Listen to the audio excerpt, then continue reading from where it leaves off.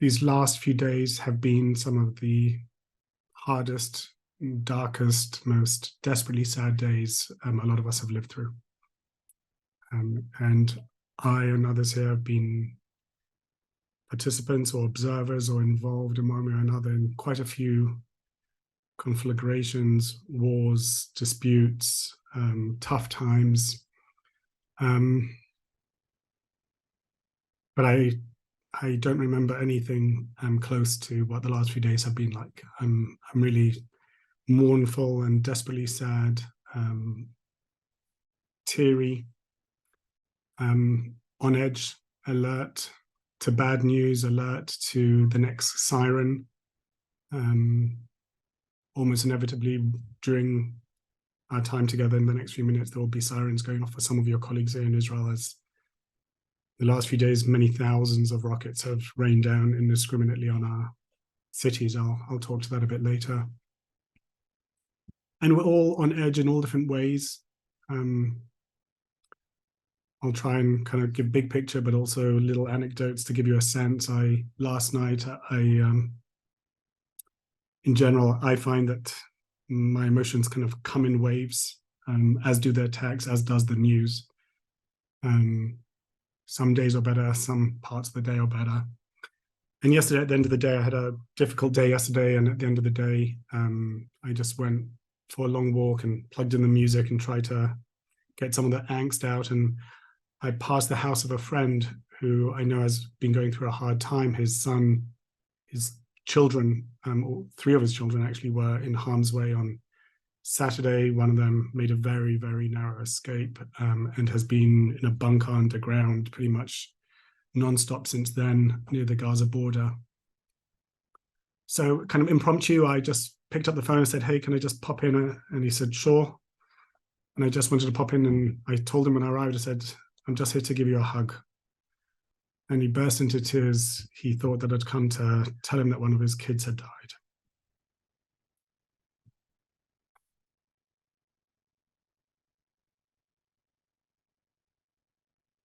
Let me zoom out a bit.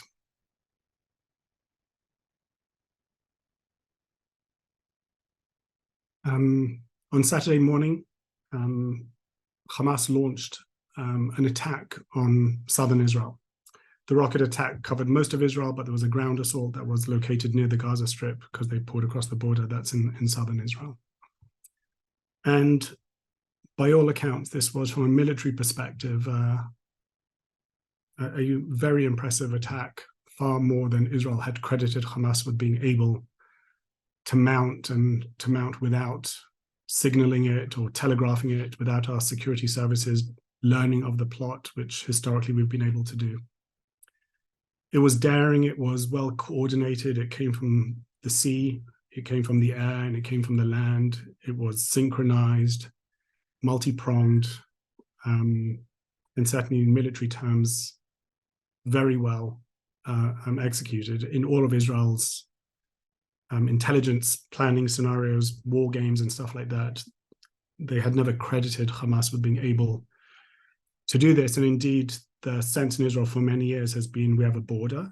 Hamas is not part of our country. We're not in, Gaza is not part of our country. We're not in Gaza.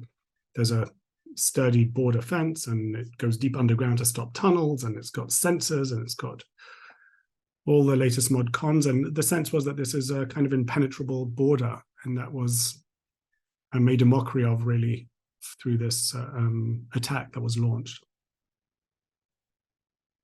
And having breached the fence in many locations, and as I say, managed to come above it and around it and through it,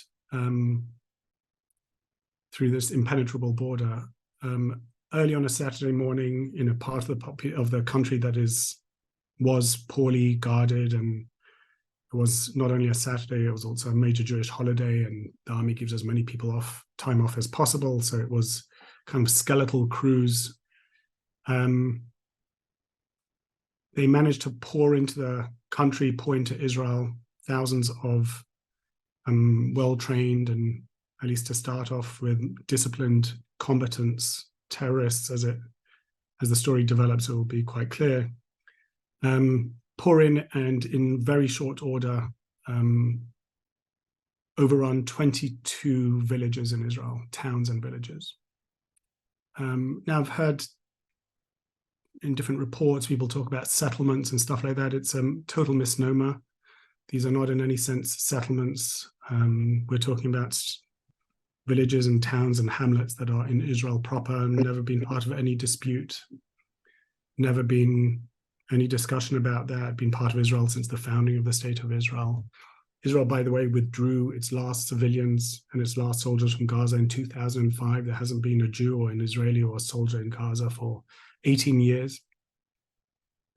No, these guys were pouring into just normal Israeli villages, farming communities, college towns, pastoral villages. And having achieved this impressive military feat, the really striking thing, that would have been dramatic enough, but the really striking thing is what they did with their conquest. And by now, many of you will have seen or read about this, but what they did with their conquest was the most barbaric, grotesque, sadistic, genocidal rampage imaginable. I'll try and spare your sensitivities and not get too gruesome, but I have to give you a sense of things. Entire families, babies, toddlers, mothers, fathers, grandparents were bound and then summarily shot. A day or two ago, they're still discovering bodies as they go through the carnage scene there.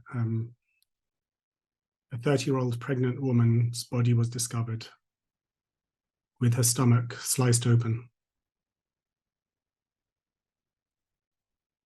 The list of horrors goes on, and I'll spare you too many gruesome details.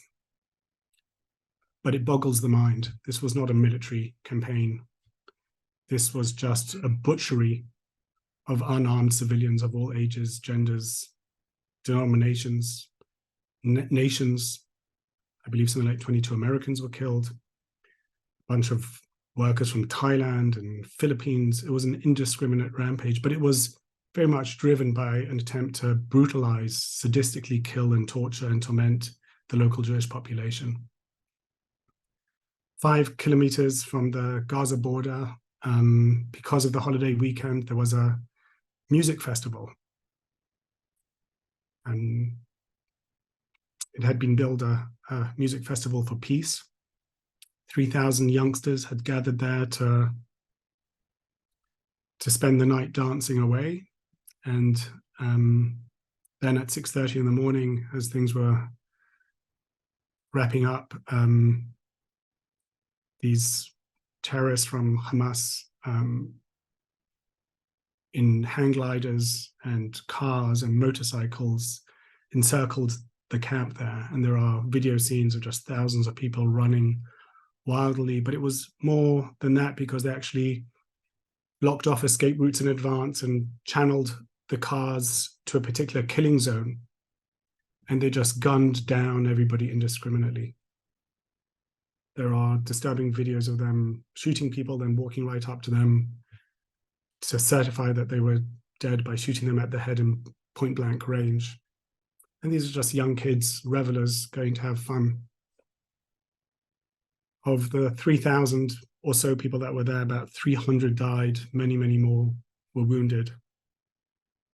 In the nearby kibbutz Be'eri, similar ratios, 1 in 10 people dead, many more injured. That is the literal meaning of the word to decimate. These turned into killing fields, nothing less. And to add abominable insult into unbearable injury, the desecration followed the carnage. There are awful videos of slaughtered young women being paraded through the streets of Gaza, dead and naked as trophies, as they're spat on by the people who kill them, to the apparent delight of the crowds.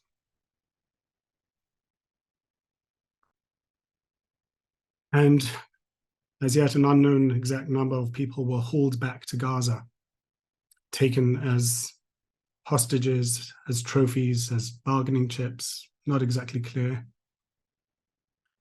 Not clear because predominantly these weren't soldiers. There are an unconscionable number of babies now being held in Gaza. Babies, some with their parents, many without.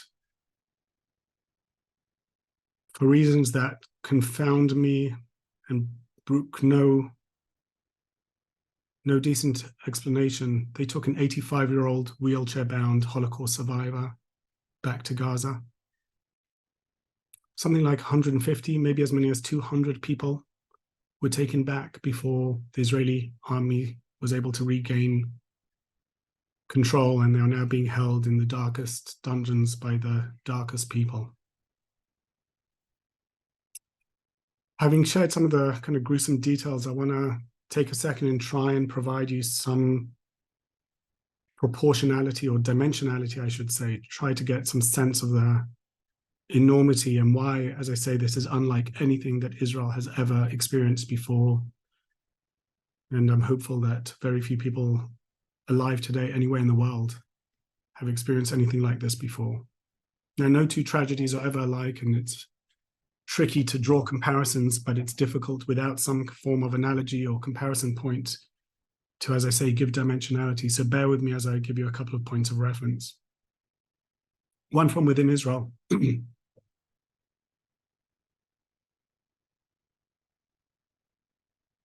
Every day so far, the body count has climbed. At the beginning, people thought it was 300, and then 400 and 500. The body count as of today, from that first assault, stands at 1,300 people. They just keep finding more bodies.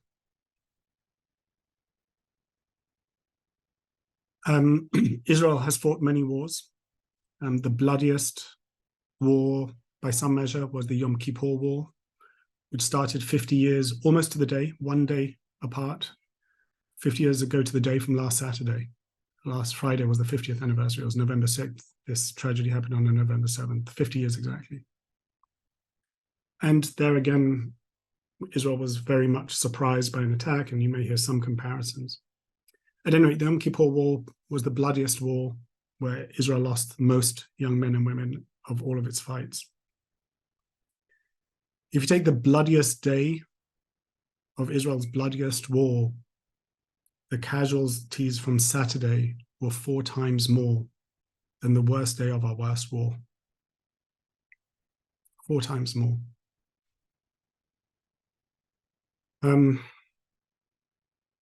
Israel is a small country, and I'll touch on this in a minute and how these numbers translate into some of our lives. But to give you again a sense of it, 1,300 people in a country like ours is equivalent to 50,000 people in America in terms of the percentage of the population.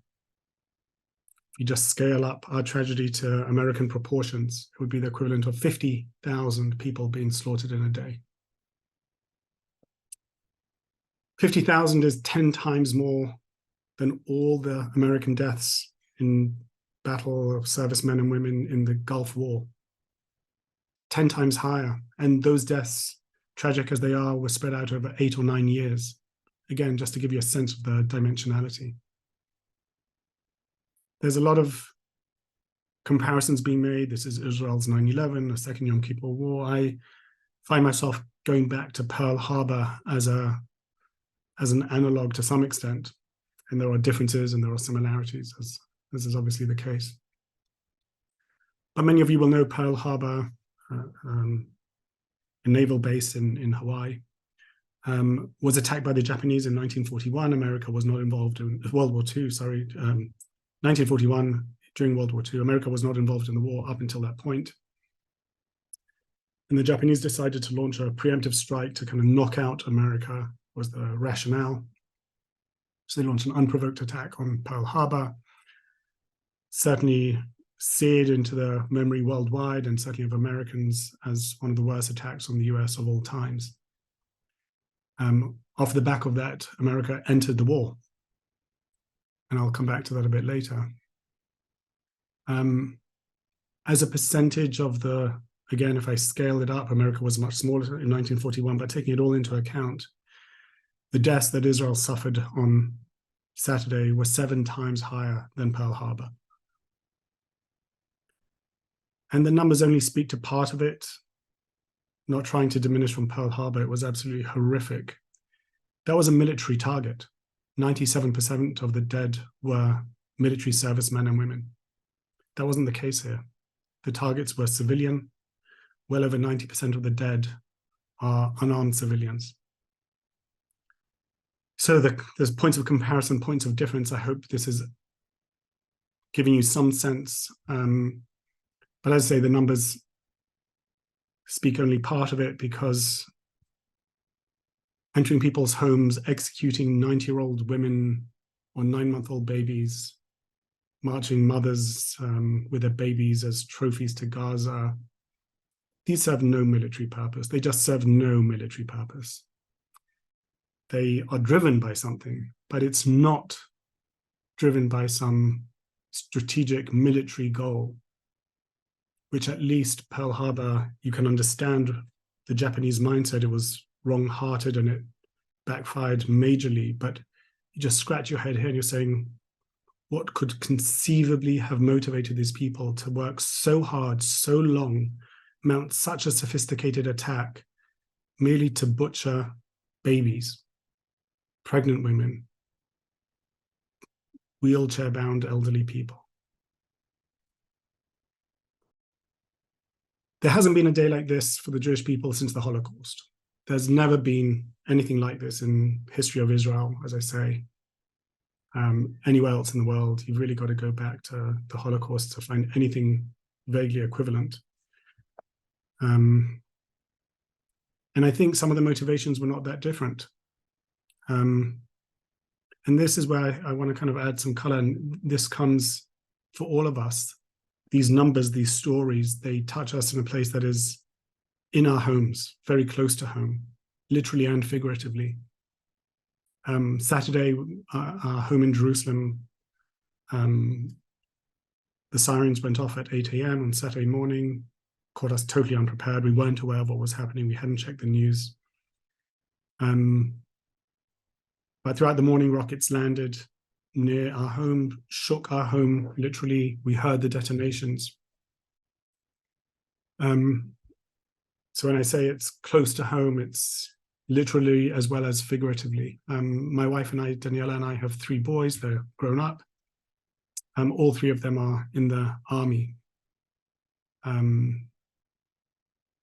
friends of ours from our neighborhood, one of them is a friend of mine since I was 6, have unaccounted for sons who were at that party, presumed kidnapped, taken hostage. Well, I don't even know what the right terminology is. Funerals are ongoing the whole time. These are just my stories, but many of the Israelis on this call, I think it's fair to say all of them will have similar stories. There's nothing unusual or remarkable about anything that I just said. It is the norm in the last few days. I'm no longer of an army-going age, but as I say, our kids are, all of their friends, all of our friends' kids are all going to be put in harm's way. They're all being summoned. I'll talk a little bit about that process. And we know that they're not all coming back. And that's an incredible shadow to live under. Israel's army is a people's army. It's not a professional army. When our kids turn 18, they are conscripted. Generally speaking, it's something that they take pride in, and they do willingly. My sons, not particularly unusually, signed up for more service than they were required. Our eldest, who is now a civilian, works at Google, served for 5 years, as did his wife, because they both signed up for longer. It's 2 years and 8 months that is compulsory. Our second son is now in his 5th year as well. He became an officer. Our third son is 1 year into his military service. At any rate, Israel's army is a conscript army, and it's about 170,000 people strong, including 2 of our 3 sons. Israel has called up twice that number now of reservists. So in times of war, the ranks are filled by people on this call, or their spouses, people of army ages up to the age of 40, sometimes a little bit more, who throughout the years maintain a certain level of fitness and are called up for training sessions because Israel knows that in times of war, our army is too small, and Israel keeps stores of equipment and weapons because it has to very quickly arm a lot of people who are civilians, teachers, doctors, employees of Lemonade, including our third son, an employee of Google, who's now back on uniform and doing what I consider to be the Lord's work. And I think at first approximation, you should just assume that your colleagues in Israel have either been called up or have loved ones who have been called up or will be. They're either themselves in mourning or people close to them are. I want to switch gears for a second as I try to keep kind of layering the story. One thing that I'd really ask us all to avoid, and in Israel, people are avoiding this. Israel is a country that has very vibrant debate over the years about many things. In recent months, even fierce disagreements about core elements of our democracy. But over the years, I've had fierce disagreements about how to resolve the Israeli-Palestinian dispute. But I really ask everybody here not to allow that to really enter the discussion right now. That is honestly a parallel issue, and I'll explain why I say that. I thought it was phrased well, but I'll add some color to this. There was a statement issued, hugely grateful for this and similar statements, but this one was issued 2 days ago by the premiers, the presidents and prime ministers of the US, Britain, Italy, Germany, and France. They issued an unequivocal condemnation of Hamas and called on Israel to react swiftly and overwhelmingly. And they added this, and I'll just read from their statement. And this reflects my own position as well. They said that they support equal measures of justice and freedom for Israelis and Palestinians alike. But, they said, make no mistake, Hamas does not represent these aspirations, and it offers nothing for the Palestinian people other than more terror and bloodshed. And I'll spend a few minutes on this, but there's only so long I can spend on this right now, but you can care for the Palestinian people as many of us do, and you can believe in a two-state solution as many of us do. But anyone who wants free Palestine has to wish them free from Hamas as well. You can support Palestinian causes while still abhorring people who paraglide into music festivals and cut down everyone at point-blank range. You can support Palestinian causes while recognizing that Israel must now fight to bring down the people, the forces, the ideology that today controls Gaza. And please don't give in to the temptation and the voices of moral equivalence and body counts and news headlines that, oh, so many dead here, so many dead there, so it's really all the same. There's a philosopher that some of you will have heard of. He writes extensively. He has a fairly popular podcast. His name is Sam Harris. He made an interesting point that I found a helpful way to focus one's attention when so many different things are going on. I'll share it with you in the hope that for some of you this resonates as well.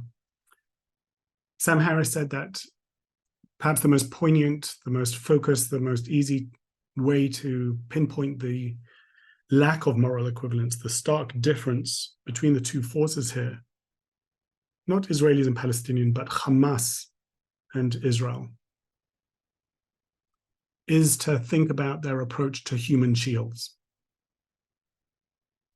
And he says, look at how Hamas operates. Hamas, by design, and you can Google this is not controversial what I'm about to say. Hamas, by design, places its facilities under schools and under hospitals and under mosques. And he says, just stop for a second and think, not why they do it, it's obvious why they do it, but think what they think Israelis think. that behavior, what does it say? The theory of mind, get into their mind. How do they think Israelis think? Well, evidently they think that Israelis think that you shouldn't bomb mosques or schools or hospitals. Otherwise, there's no rationale for doing that. That is the very thing that makes them do it. And it puts Israel in a bind, and there are rules of war, and there's issues of proportionality, and there's collateral damage, and there's all different moral and legal frameworks for thinking through how to resolve that conundrum. And sometimes civilians get hurt in the pursuit of the terrorists. But he says, just hold that thought. What do they think Israelis think? They think Israelis don't want to kill innocents. They must think that, otherwise they wouldn't place their bomb factories and their storerooms next to innocents. He says, now flip that around. Imagine that barbaric horde rushing across the border. And imagine I wasn't there. But imagine that in an effort to protect myself, I grabbed my wife and my grandson as human shields before this gruesome horde of sadistic murderers. That would obviously be, beyond being a bad thing to do, that would obviously be a ludicrous thing to do. Because killing the children, the women, the elderly is not an unfortunate collateral damage in the pursuit of some other goal. It is the goal. That is the goal. And if you just concentrate on that, the human shield as a lens through which to analyze the morality of this particular battle zone, I find that telling. And you'll see this has become a hashtag. I think it is 100% deserved and accurate. Hamas is ISIS. Hamas is not the Palestinian people. It's not their legitimate rights. It's not the pursuit of some settlement between Palestinians and Israelis. Hamas is ISIS. It's a group that, when given the chance, will cut open the bellies of pregnant women, will behead young children, etc. I don't want to repeat it all. And I want to just stay on this point for a second longer. I think the events of last Saturday make this point blatantly clear, but it may be tempting to think that this is something gone wrong, not an expression of their true ideology. People lost control, a lack of discipline. I don't know how one could conceivably explain it. Heat of the moment, I don't know. It isn't. It isn't. This is the ideology of Hamas. And I say that because they say so. They say so. They published a charter, I think it was in 1968, explaining why they were formed and what they believe in. And you don't have to take my word for it. You can Google and read what they claim they stand for. What they claim they stand for. It's not a negotiated peace with Israel. In their preamble, they say Israel will exist and will continue to exist until Islam will obliterate it. In Article 13, they write, there is no solution for the Palestinian question except through jihad. Initiatives, proposals, and international conferences are all a waste in time and vain endeavors. Their words, not mine. And then they echo Mein Kampf, Hitler's book, with a bunch of venomous anti-Semitic tropes. This is Article 22 of the Hamas Charter. The Jews are behind the French Revolution, the Communist Revolution. With their money, they formed secret societies such as the Freemasons, Rotary Club, and the Lions, and others in different parts of the world for the pursuit of sabotaging societies. They were behind World War I when they're able to destroy the Islamic Caliphate. This is the same venom that Goebbels spewed and that led to the final solution. This is the demonization of Jewish people because they're Jewish people, ascribing to them superpowers with which to manipulate the whole world in some sinister plot. And then in Article 7, they quote one of the hadiths, one of the sayings supposedly traditionally attributed to the Prophet. Many moderate Muslims interpret this metaphorically or as being relevant in only a point of time. But no, in Article 7, they take this very literally, and this is what they say. The day of judgment will not come about until Muslims fight the Jews, killing the Jews. When the Jew will hide behind stones and trees, the stone and tree will say, "O Muslim, O Abdallah, there is a Jew behind me, come and kill him." Last year, one of the co-founders of Hamas, just a few months ago, less than a year ago, his name is Mahmoud al-Zahar, gave a TV interview.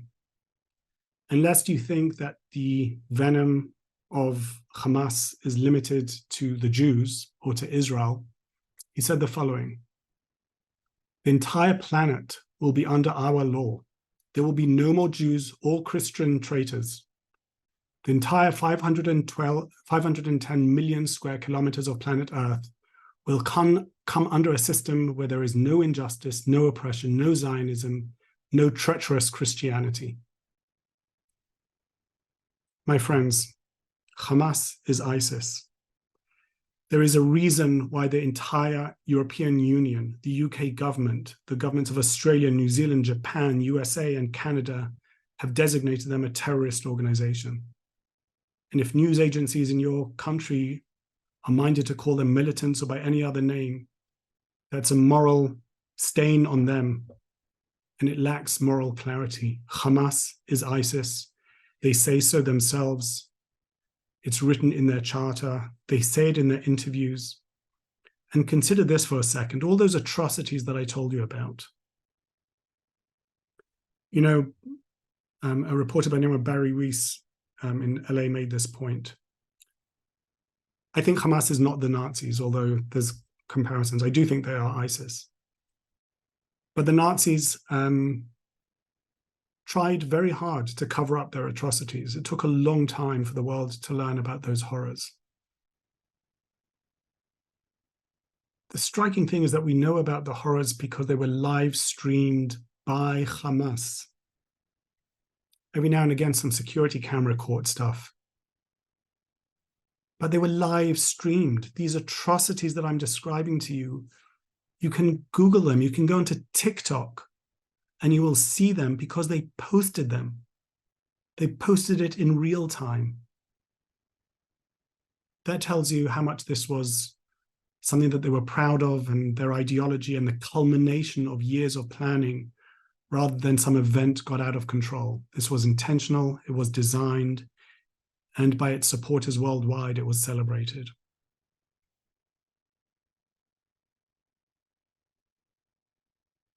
Switching gears for a second again. Will Israel be okay? Yes. I'm not sure we will ever be exactly the same. Scars like this never heal quite. And we were caught off guard, we were militarily humbled, and we are deeply, deeply bereaved. But in the last few days, a country that was squabbling and had loads of infighting has united fiercely. It's like a family that when there's nothing else going on, fights amongst itself, but then comes together when it's threatened. It has really snapped into an iron fist. I mentioned earlier not to think about this as the Palestinian-Israeli dispute at all, but rather us fighting ISIS. And that's how it's seen by everybody in Israel. It doesn't matter where on the political divide people stand. In fact, one of the best known icons in Israel for being pro-peace, pro-Palestinians, put on his uniform on Saturday, drove down on his own volition, and went house to house, killing Hamas terrorists and saving innocent civilians. This is not a point of political discussion in the Israeli population. We don't see this as being of the same order or category of the things that divide us day to day. And the society is coming together in a fiercely impressive way.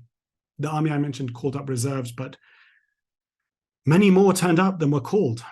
There is 150% of people turning up, which is absolutely nuts. People close to me demanding to be called up, presenting themselves for duty uncalled. My middle son, who's in his final year in the army, it's customary in Israel after your time in the army, people take 6 months off, a year off, and they go tour and they backpack around Latin America or Asia, India, all different places. They've all flown home. They've all cut their trips home short and presented themselves for the fight. There was an amazing story out of New York yesterday. A local New York Jew who went to the airport. There was a flight leaving for Tel Aviv. And he asked people to show them their summons for the army.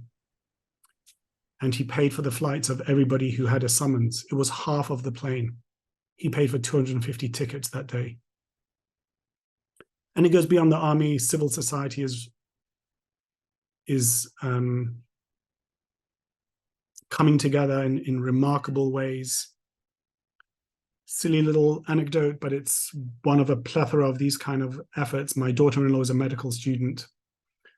Medical staff have been overwhelmed, haggard by the enormity of the disasters. And she started a WhatsApp group to try and arrange hot meals for the thousands of wounded and the tens of thousands of medical professionals who are taking care of them, get them some hot meals.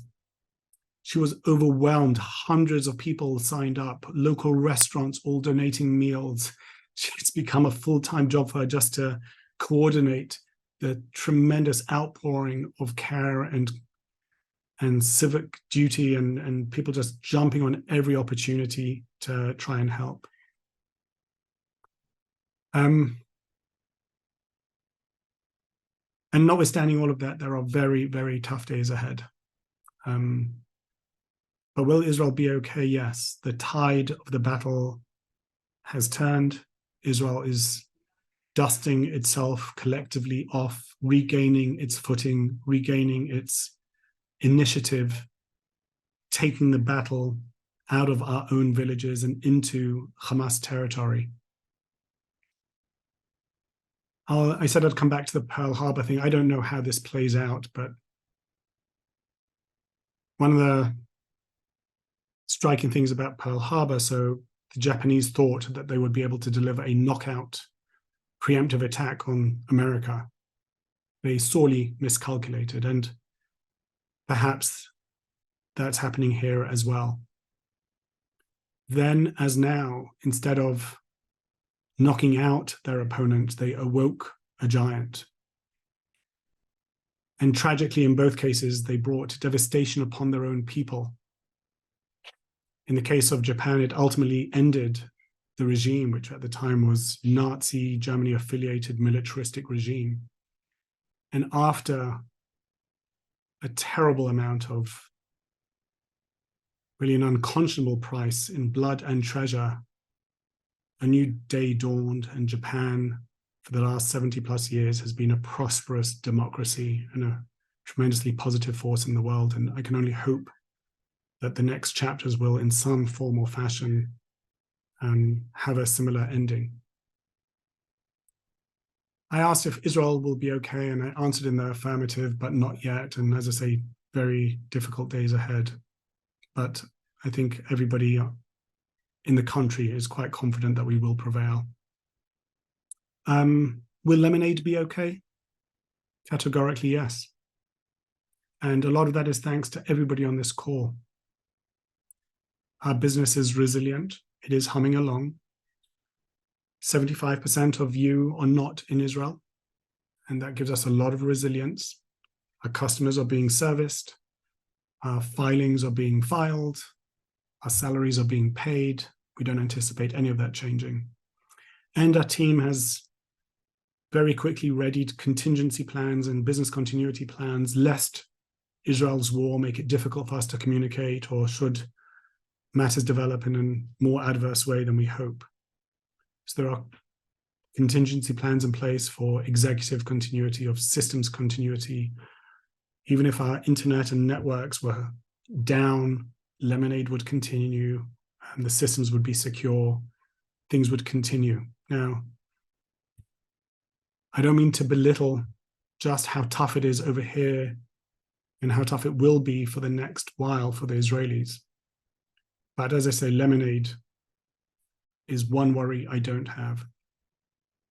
And I must say, and I'll talk more about this in a second, but all of you stepping up and stepping in gives us tremendous peace of mind, and it removes one otherwise big worry from all of our minds, and we're hugely grateful for that. Because, as I say, people here are shell-shocked, sometimes literally, always figuratively. The streets here are eerie. There's echoes of COVID, very different circumstances, but empty streets, hotels, restaurants, coffee shops, all closed, kids home from school. Of course, this is much more brutal and scary, but suddenly I felt my sense of deja vu walking through the streets. And that brings me to the final thing I wanted to chat about today, which is people ask me kind of, what can I do for those of our colleagues who are not in Israel? And I appreciate that question a great deal, and I'll try to add some color. In broad strokes, it's really about supporting and understanding your colleagues, and I think you're all doing that. You know, we pride ourselves on being very collegiate, being big-hearted, and as best I can tell, everybody in this call is doing just that. I delayed on everything that I delayed on in order to give you a window into what's happening to your colleagues, to your friends, in order to help you empathize and navigate these uncharted waters in a way that you'll feel good about, and we all will. Many of your colleagues who weren't are now single parents because their loved ones have been taken off to the army, and they're having to contend alone with kids who have no school. Bear that in mind. We're talking about many thousands of rockets hitting Israel on an ongoing basis. So particularly parents to young children are having to go in and out of secure rooms, shelters, oftentimes tiny, dingy rooms. And their 3-year-old or 7-year-old or 12-year-old wants to understand why mummy or daddy is waking them up in the middle of the night time and again and dragging them into a foreign, dark room. Beyond all the physical dangers, there are the psychological ramifications, the difficulty, the emotional roller coaster. And we all deal with these things differently. I don't want to pretend that there's one size fits all. And as I said, just talking for myself, it comes in waves and you catch me in different moods, different times. But sometimes actually engaging with colleagues about loss ratio is a welcome distraction. The last few days, I've thrown myself into our earnings letter that comes out in a few weeks. And I've heard from other colleagues that they welcome the opportunity to turn off the TV, not follow the news for an hour or two, and engage with colleagues across the world and talk about things that are unrelated, and sometimes not. And I just want to give you a real free license to just ask people and not feel like these topics are taboo. I know it feels like you don't know what to say and you don't know what to write, and should you write or shouldn't you, and everything is just, you're all in a very difficult position in that regard. Please don't sweat it. We're not sensitive to that. We have other things on our mind. We'd love to hear from you. Don't feel uncomfortable. Ask us. You don't need to tiptoe around this. Please feel free. Don't feel, a few people have kind of apologetically offered me words of support. I know it's nothing, but it's not nothing. It's meaningful. It's helpful. It's great to know that there are people out there who care and are thinking. And you can do it also pragmatically. Ask your fellow makers. Ask them, would you like to push this? Or would you like to keep it? Would you rather I take this off your plate? Is there something I can take off your plate that would be helpful? Is there something you want to talk about? Feel free. I don't think anybody will resent being asked the question, and the answer will give you clarity about how to move forward. And there was something else that came up when I solicited some inputs about how people could be helpful. And one person wrote to me and said, tell them to tell people. One of the concerns that people have, and it's based on past experience, is that there are a lot of preconceived notions and templates and tropes about how to interpret what's going on here. And you have friends in Israel. You have friends in Israel, and not many of the people that you deal with in your family, in your extended circles, many of them don't. So please be our spokespeople out there. Please listen and learn and speak out, because one of the concerns here is that we won't be understood, and sometimes the headlines are incredibly offensive. And feel free to be loud, and if you're minded to tweet, and at any rate talk to your close circle. That was one of the requests that came out. I'll add another. As you know, I come originally, or you may know, I come originally from the UK, from London. I was born and bred there.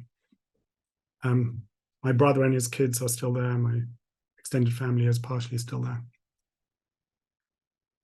Since Saturday, anti-Semitic attacks in London have quadrupled. I've seen similar numbers elsewhere, included in the US. It is absolutely startling that a massacre of Jews brings out not only sympathy, but Hamas sympathizers. You can find it on Twitter. There was the most shocking demonstration outside the Sydney Opera House of a large crowd of people chanting, "Gas the Jews, gas the Jews." The Jews in the community where you live are feeling vulnerable right now. In America and across Europe, armed patrols are being assigned to schools and to synagogues because Jews are unsafe in your neighborhood, in your towns, in your cities.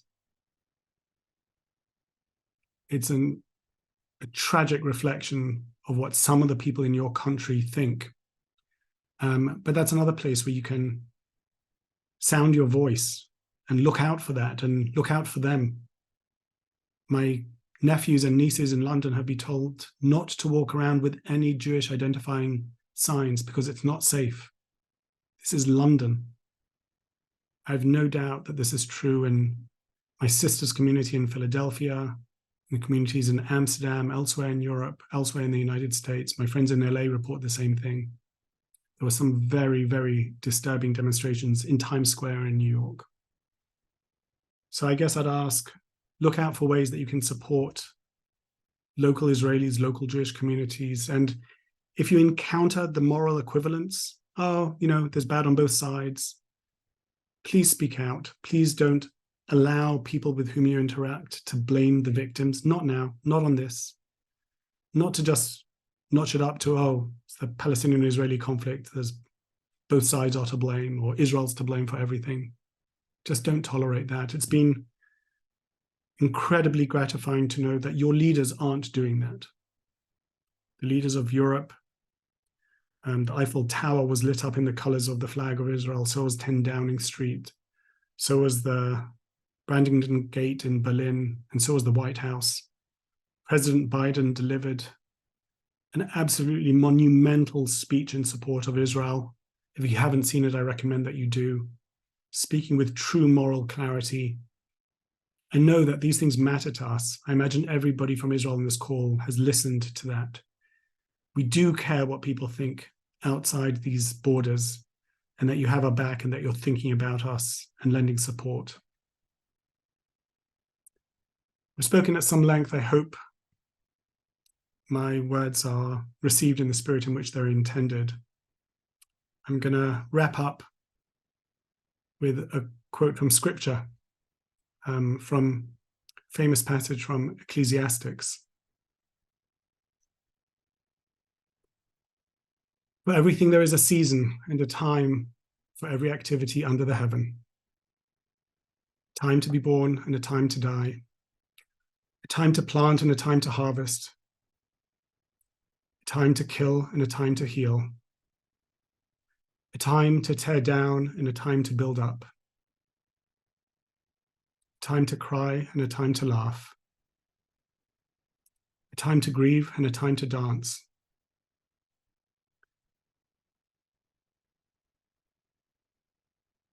A time to scatter stones and a time to gather stones. A time to embrace and a time to turn away. A time to search and a time to quit searching.